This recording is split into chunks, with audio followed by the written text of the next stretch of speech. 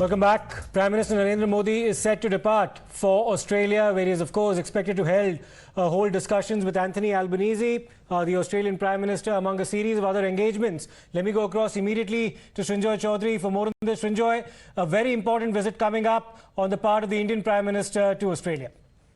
Yes, undoubtedly. It would have been more important if the Quad had been held in Australia, as was the original plan, the original decision.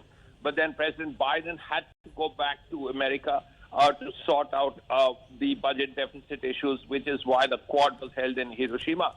Now, of course, there are important things because as far as India and Australia are concerned, India and Australia are part of the Quad and they have close relations. India and Australia are part of Exercise Malabar. India and Australia have very strong economic ties. The next big thing is actually lithium. Lithium is going to be the next petroleum. And Australia has enormous quantities of lithium, more than virtually every other country except probably 3-4 South American countries.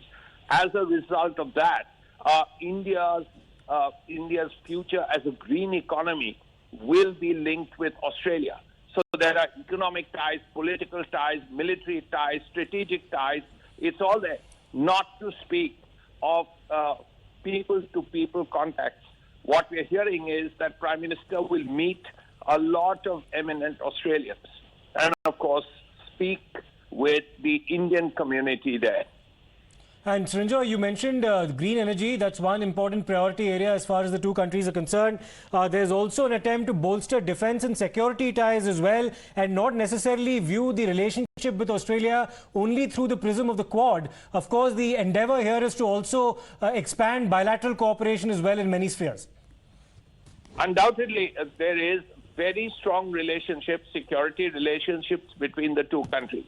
As I said, Exercise Malabar is part of that security relationship. Of course, Japan and America are there, but Malabar has nothing to do with the Quad. It just happens that these 4 countries are all involved. It's a very big naval exercise.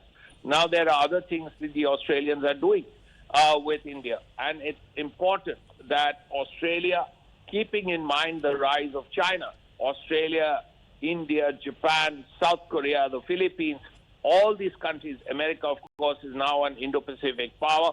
All these countries get together to ensure that the lanes, the sea lanes are open and there is no problem, a security problem in the South China Sea, East China Sea, in the entire Indo-Pacific, in fact. And Srinjoy, also give us a perspective of the Comprehensive Economic Cooperation Agreement and the kind of things that that particular agreement might entail in terms of strengthening trade ties between India and Australia. That's something that the two countries are looking at very closely as well. Oh, undoubtedly. As I said, lithium is a big thing. But before lithium, of course, will be important if India has to make batteries for all its cars, for all its electric cars. There's no dispute about that. But even before that, you need coking coal. The move from coking coal to lithium will take a while. But for the moment, you need coking coal. Where do you think it's going to come from? It's going to come from Australia. So there are very big issues, economic issues, that will link Australia and India. People-to-people contacts, of course, are important. But apart from materials like coking coal, like lithium, there is also the issue of information technology, cyber. In all these areas, Australia and India are working together. And Srinjoy, Australia, of course, has a large Indian diaspora, and it's become quite customary for Prime Minister Narendra Modii to be addressing the Indian diaspora in the countries that he visits. What can we expect on this specific visit on the part of the Prime Minister as far as the diaspora is concerned? Well, there is going to be a big meeting. The Prime Minister will be speaking with the Indian diaspora. There will be a big meeting in Sydney, is what we are hearing, and there will be many, many thousand people, as usual, who come to watch Prime Minister and hear him speak. Okay, and this of course comes after a very successful visit on the part of the Prime Minister to Papua New Guinea, to Fiji and the islands. Srinjoy, this has been of course an outreach on the part of India to also engage these countries in a very close manner. This is of course happening in the build-up to his eventual trip to Australia. Yes, there have been two successful visits really. One to Hiroshima and then after that to the Papua New Guinea area. Now, it's particularly important that India reaches out to these island countries for several reasons. These countries, India will be affected by global warming. There's no doubt about it. But the existence of these island countries is in doubt, is in question. India and these island countries and other countries will have to work together as far as climate change is concerned. That is one. And then, of course, there is this looming presence of China. Now, the Chinese have been trying all their economic offensives in the island countries. Basically, throw money at one country when it's necessary, and then set all these conditions and build projects that are completely uneconomic, and then turn around and say, okay, we will forgive these debts provided we have a say in your political process. Now, that is the Chinese way of doing it. This is not the Indian way of doing it, which is why all these countries are as happy as they are. You've seen Fiji giving Prime Minister Modii the equivalent of the Bharat Ratna. Absolutely. Now, why is that? Not because of any other reason. It is definitely to Prime Minister Modii, but it is also a message to India that you are our friends.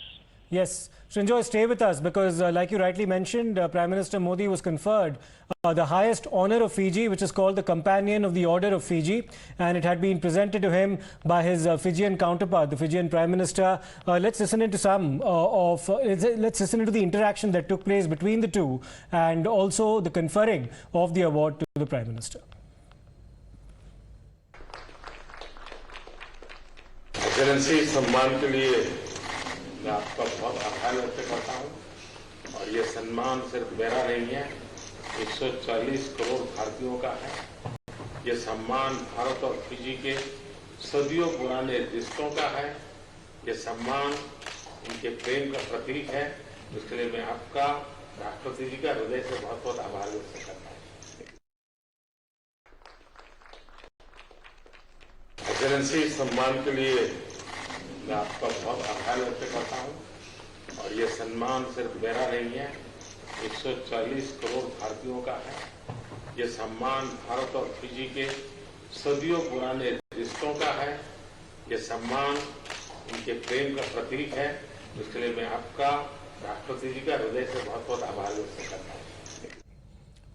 So this, of course, was an interaction that took place in Papua New Guinea when the Prime Minister, Mr. Narendra Modii, was conferred this honour by his Fijian counterpart, Srinjoy. And this was also during the course of an interaction that the Prime Minister had with as many as 14 Pacific Island countries as well, Srinjoy. Increasingly, India is being looked at as the voice of the Global South.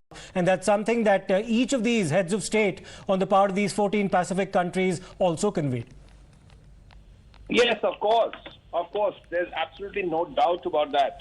You see what happened in Hiroshima. The Prime Minister didn't speak just about India. He spoke about the Global South. The Indian, we are looking at 140 crore people, 1.4 billion people. But the Prime Minister spoke for not just India, but for the Global South. That is 6-7 billion people. That's a lot of people. And that is the section of the world that is most affected for a variety of reasons. The war, for instance, has made all these countries, place them in difficult positions because of high food prices, high fuel prices, high fertilizer prices. All of these issues are troubling all the Global South countries. And this is why it was necessary to speak on behalf of the Global South. You look at the G7 countries. They are all from the West, with the exception of Japan. It was G8 once when Russia was part of the G8, but it isn't anymore. So it's all countries that are from Western Europe and North America. And then you have India as a guest, and India speaks for the global South. Absolutely, Srinjoy. This is all happening in the build-up to the Prime Minister's visit to Australia, where he's expected to arrive in Sydney. Many thanks, Srinjoy, for filling us in with all those details before that all-important visit to Australia. We'll shift